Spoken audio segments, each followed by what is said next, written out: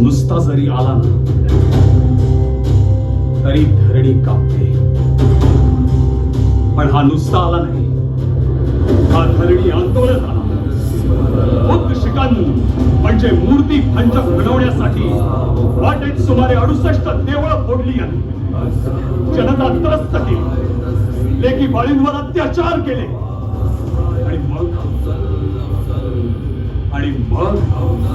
त्याचं पारिपत्य करण्यासाठी मराठी मातीतून अवतरला एक सहस्र हातांचा अजस्र नरसिंह, आपल्या सर्वांचा तारणहार छत्रपती शिवाजी महाराज.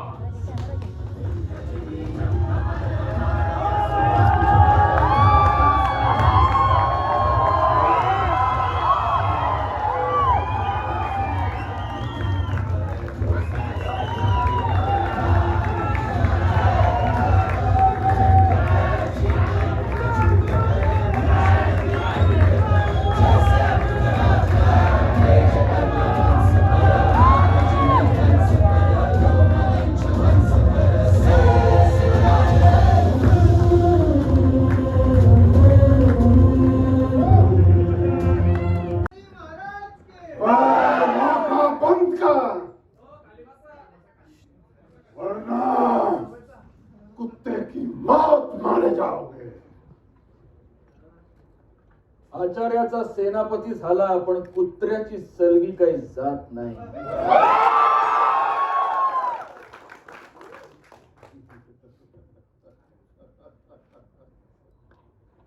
शिवा, शिवा, तुम तो हमारे भतीजे आओ हमारे गले लग जाओ.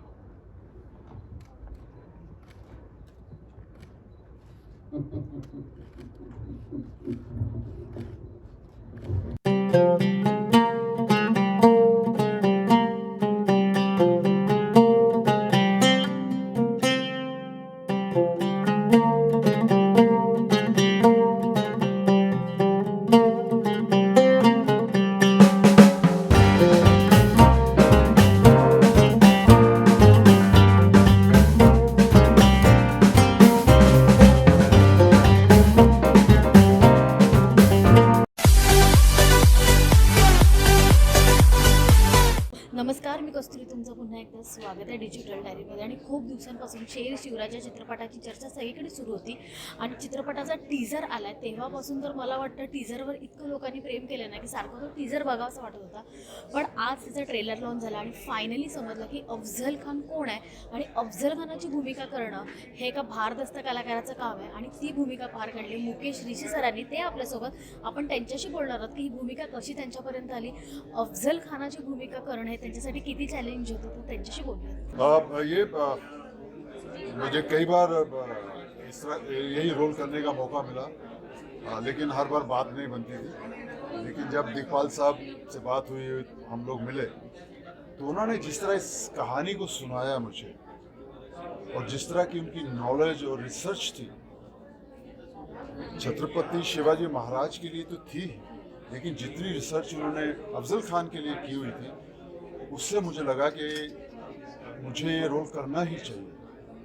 और उसमें शायद एडवांटेज ये था कि मैंने पूछा लैंग्वेज कैसे इस्तेमाल करेंगे, लेकिन उनकी सोच ये थी कि हम चाहते हैं कि जो लैंग्वेज बोली गई थी वही इस्तेमाल हो.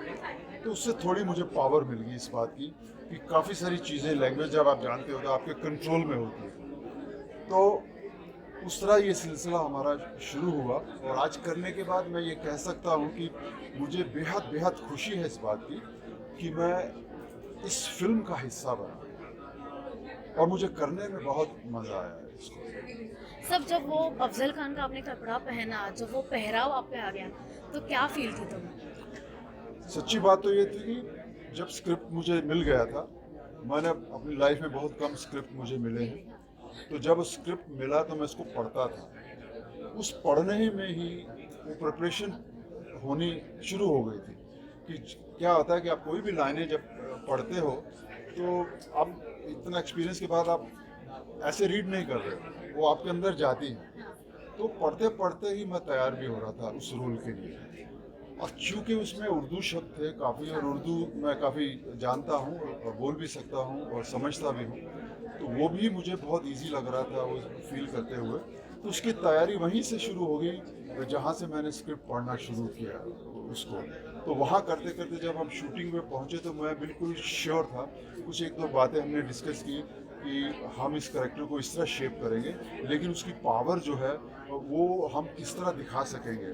उसका जो उसके अंदर एक एनिमल था, उसको कब और किस तरह दिखाना है ये हम लोग तय कर लेते थे। और हम ये भी चाहते थे कि उसमें थोड़ा सा आपकी परफॉर्मेंस में कुछ इस तरह का भी आए, उतार चढ़ाव, कि लोग उसे एंजॉय भी कर सकें। क्योंकि क्या है, सिनेमा सिर्फ हेट के ऊपर नहीं चलता।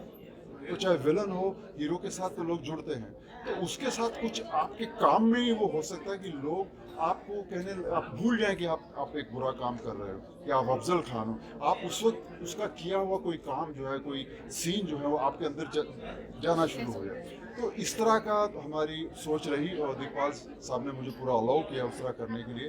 तो इस तरह मुझे लगता है कि टोटलिटी अगर मैं कहूँ तो मुझे बेहद बेहद खुशी है कि मैं इस फिल्म का हिस्सा रहा। एक लास्ट क्वेश्चन सर, चिन्मय सर के साथ काम करके कैसा लगा? चिन्मय साहब के बारे में मैंने पूछा तो मुझे ये मालूम पड़ा कि मराठी में बहुत नाम है उनका, बहुत गुणी है। और सबसे बड़ी चीज़ चैलेंजिंग ये थी कि वो पिछली 3-4 फिल्मों में ये रोल करते आ रहे हैं। तो मुझे लगा कि कितना उनके अंदर ये कैरेक्टर बसा होगा। अब होता क्या है कि शिवाजी महाराज का जो कैरेक्टर है ना, ये अपने आप में बहुत बड़ा है। अब डायरेक्टर की भी ये चैलेंज होता है कि किस तरह जो उसके अपोजिट खड़ा है उसको कैसे उस लेवल पे ले जाया जाए, ताकि लोगों को लगे कि अब जब हमारे छत्रपति शिवाजी आएंगे तो तब अफजल खान का क्या होगा। तो मुझे लगता है कि दिग्पाल साहब की यही सोच थी कि मैं इसको कितना ऊपर ले जाता हूँ। और मेरे लिए सबसे बड़ा चैलेंज यही था कि ये शिवाजी महाराज को लोग देखते आ रहे हैं, लेकिन वो मैं क्या करूं कि वो महसूस करें कि अब छत्रपति शिवाजी महाराज को आना चाहिए। अब वो आएंगे, देश के लिए आएंगे, स्टेट के लिए आएंगे, महाराष्ट्र के लिए आएंगे। तो वो जो चीज़ थी वो वही चैलेंज था मेरे लिए करते समय, कि मैं इसको उस लेवल पे ले जाऊं ताकि लोग कहें हाँ भाई अफजल खान को अगर शिवाजी जब मारते हैं तो वो लगना चाहिए था कि हाँ भाई कुछ ऐसा काम हो। Thank you so much sir, और जय Shivray. Thank you so much. मैं उम्मीद करता हूं कि आप सब लोग इस फिल्म को देखेंगे और एंजॉय करेंगे। मैं दिग्पाल साहब को और उनकी पूरी टीम बहुत बहुत शुभकामनाएं देता हूं और थैंक यू भी बोलूँगा कि मुझे बहुत मज़ा आया उनके साथ काम करके। God bless, all the best, and Chhatrapati Shivaji Maharaj की जय।